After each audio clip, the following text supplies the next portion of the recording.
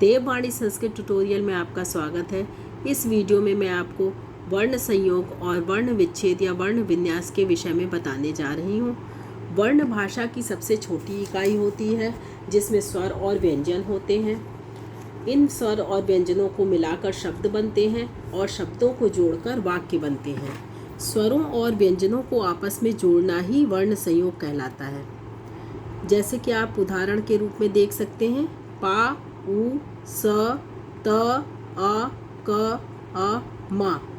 इन सारे वर्णों को मिलाकर पुस्तकम शब्द का निर्माण हुआ है। तो इन सारे वर्णों को हम अगर एक जगह लिखते हैं तो उसका शब्द नया बनता है पुस्तकम। इसी को ही वर्ण संयोग कहते हैं। अब वर्ण विच्छेद देखिए। शब्दों के वर्णों को अगर हम अलग अलग कर देते हैं तो उसे हम वर्ण विच्छेद कहते हैं। शब्दों के अंत में जो वर्ण होता है वो शब्द उसी वर्ण के अंत होने वाला कहलाता है। आ से अंत होने वाला अकारांत, बड़े आ से अंत होने वाला आकारांत, ई से अंत होने वाला इकारांत और बड़ी ई से अंत होने वाला ईकारांत कहलाता है। इसी प्रकार उ और री आदि से अंत होने वाले क्रमशः उकारांत, उकारांत और ऋकारांत कहलाते हैं। अब हर एक शब्द के एग्जाम्पल देख लीजिए। पहला है अकारांत, उसका उदाहरण दिया है छात्र। छ, आ, त, र, अ। तो यहाँ पे आप देख रहे हैं कि अंत में ये छोटा आ है, तो छोटा आ होने के कारण ये अकारांत है। फिर दूसरा शब्द है शिखा। श, ई, ख, आ, शिखा। तो अंत में यहाँ पे बड़ा आ है तो ये आकारांत शब्द है। फिर अगला शब्द मति है। म, अ, त, ई, मति। यहाँ पे अंत में छोटी ई है तो ये ईकारांत है। फिर नदी में अंत में बड़ी ई है, न, अ, त, ई, तो ये ईकारांत कहलाएगा। फिर अगला शब्द है गुरु। ग, उ, र, उ। छोटा उ होने के कारण ये उकारांत कहलाएगा। वधु, व, अ, ध, उ, वधु, तो ये उकारांत कहलाएगा। और आखिरी है पितृ। प, ई, त, री। यहाँ पे अंत में देखिए री है तो ये ऋकारांत कहलाएगा। अब यहाँ पर हम कुछ कठिन शब्दों का वर्ण विन्यास करेंगे जिसमें संयुक्त व्यंजनों को कवर करने की कोशिश की गई है। मैंने पिछले वीडियो में आपको बताया था कि संयुक्त व्यंजन क्या होते हैं। संयुक्त व्यंजन वे व्यंजन होते हैं जो दो व्यंजनों के योग से बनते हैं, जैसे कि क्ष, त्र, ज्ञ, द्य, श्र और पा। यहाँ पे इसका विच्छेद देखिए। क्ष बनता है क और श मिला के, त्र, ता और रा मिला के, ज्ञ, ज, धन, इया, द्य, दा, धन, या, श्र, श, धन, र और प्र, पा, धन, रा। अब इन्हीं सारे संयुक्त व्यंजनों से युक्त हमने ये शब्द लिए हैं ताकि आप आराम से वर्ण विन्यास सीख सकें।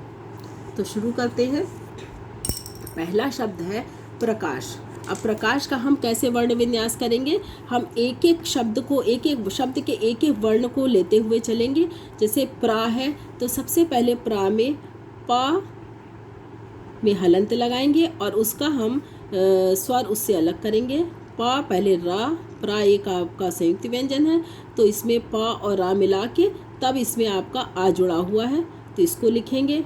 फिर ये आपका प, र, अ, प्रा बन गया। अब अगला वर्ण है का। का में बड़ा आ है तो हम का को अलग करेंगे स्वर से, तो का में हलंत, धन, बड़ा आ। फिर है श। धन, शा के नीचे हलंत और अह लगा हुआ है तो यहाँ पर अंत में हम आह लगा देंगे। तो ये हो गया प्रकाश। अब अगला शब्द है उत्तरम। यहाँ पे देखिए पहला वर्ण है वो ऊ है तो ऊ स्वर है, स्वर का कोई भी विच्छेद नहीं होता तो ऊ को हम ऊ ही लिखेंगे। फिर उसके बाद ता के साथ एक और ता लगा हुआ है, ता के ऊपर ये लाइन लगी हुई है तो इसमें दो ता है, एक आधा ता है और एक पूरा ता है। तो पहले हम आधा ता को लिखेंगे, आधा ता लिखेंगे, फिर आधा ता के बाद पूरा ता लिखेंगे तो उसका हम स्वर अलग करेंगे उससे, तो हम नीचे हलंत लगा देंगे और इसमें आ लगा देंगे। फिर है रा, रा के नीचे हलंत, फिर ये हो गया रा, और अंत में माँ के नीचे हलंत लगा हुआ है तो हम माँ को ऐसे ही लिखेंगे क्योंकि इसमें कोई स्वर जुड़ा हुआ नहीं है। फिर अगला शब्द है कष्टम। तो का में देखिए हलंत धन ये का हो गया। फिर श जो है वो आधा है, आधा श होगा तो इसमें हलंत ऑलरेडी होगा, इसमें कोई भी स्वर जुड़ा नहीं हुआ इसीलिए ये आधा है, तो हम श में हलंत लगा देंगे, ये आधा श हो गया। फिर टा है, टा के नीचे हलंत, फिर टा पूरा करने के लिए उसको आ लगा देंगे, और अंत में यहाँ पर भी माँ है, माँ में हलंत लगा हुआ है, इसके बाद कोई स्वर जुड़ा नहीं है तो हम पूरा माँ लिख देंगे। तो क श ट म कष्टम। फिर अगला शब्द देखिए शुद्धम। शा लिखिए, शा के नीचे ऊ लगा है, छोटा ऊ, तो हम ऊ लिख देंगे, तो ये हो गया शु। फिर धन, शुद्धम, दा है, और दा के बाद धा है, फिर धा हम हलंत लगाएंगे और अंत में इसके लगा देंगे ये हो गया धा, शुद्धम। और अंत में यहाँ पर भी माँ है, माँ के बाद हलंत लगा है, यानी कि कोई स्वर उसमें जुड़ा नहीं है और हम उसमें माँ लिख देंगे। फिर आह्वाहनम।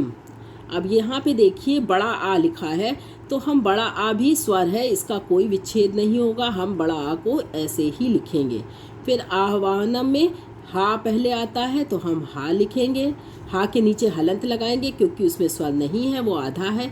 फिर वा लिखेंगे, वा के नीचे हलंत लगाएंगे, और यहाँ पे देखेंगे वा के बाद बड़ा आ की मात्रा लगी है तो हम यहाँ पर बड़ा आ लगा देंगे।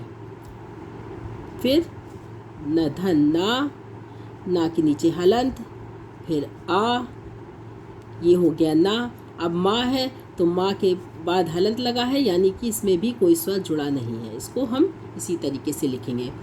आह्वाहनम, आ ह व आ न अ म। अब अगला शब्द है कृषकः।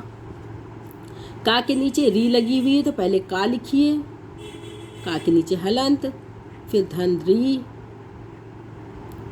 क्री हो गया, फिर शा हलंत, शा के बाद ये शा हो गया।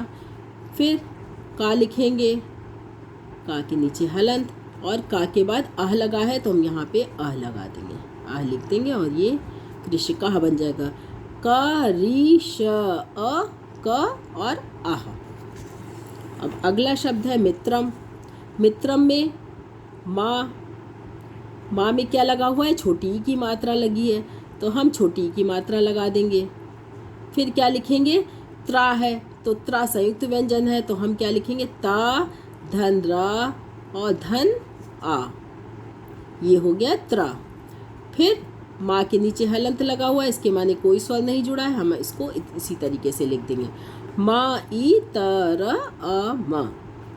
फिर कार्यम। अब यहाँ पे री देखिए, रा देखिए जो ऊपर लगा रहता है, प्रा में आपने प्रा में देखा है कि नीचे लगा रहता है रा, अब यहाँ पे रा जो है वो ऊपर लगा हुआ है रेफ, तो देखेंगे कैसे लिखेंगे, का में हलंत, फिर बड़ा आ, फिर कार्यम। तो यहाँ पे रा की साउंड जो है वो या से पहले आ रही है तो हम इसको पहले लगा देंगे, रा को हम आधा रा, ये जो ऊपर मात्रा लगी रहती है उसको आधा रा की तरह लिखेंगे। फिर हम या लिखेंगे, या, और या के बाद आ, फिर माँ के बाद हलंत, इसमें भी कोई स्वर नहीं जुड़ा हुआ है, क अ र य अ म, कार्य।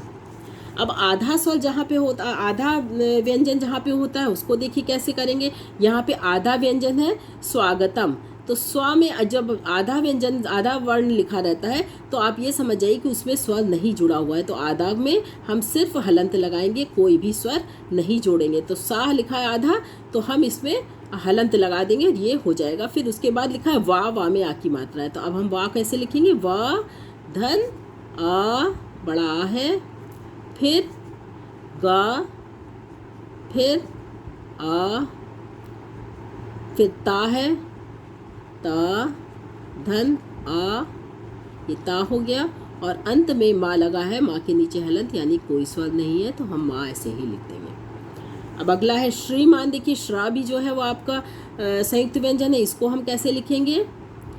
श धन र धन, यहाँ पे श्री है यानी कि बड़ी ई की मात्रा लगी हुई है, तो हम भी यहाँ पर इसके आगे बड़ी ई लिख देंगे, ये हो जाएगा श्री। फिर मान, माँ में आ की मात्रा लगी है तो आ की मात्रा लगा देंगे, आ लगा देंगे। फिर ना के नीचे हलंत है यानी कोई स्वर नहीं जुड़ा है, उसके बाद सिर्फ ना लिख देंगे। अब अगला है क्षेत्राणी।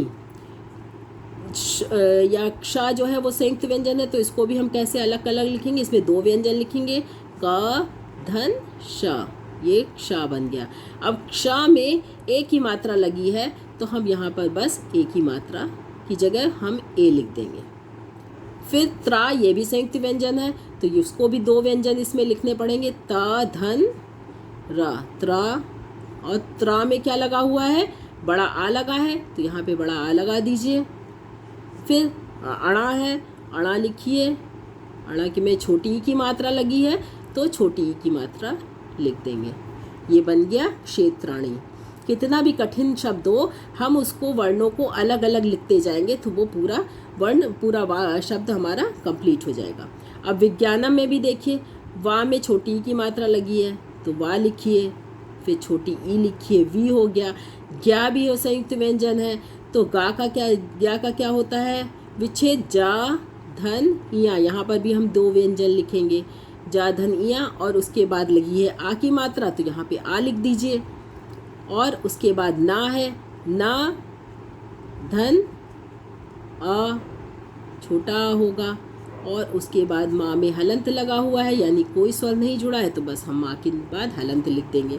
अब देखिए परीक्षार्थी, ये थोड़ा लंबा है लेकिन देखिए अब आप हर वर्ण को अलग अलग करके लिखिए। पा धन अ, पा हो गया। री र धन बड़ी ई।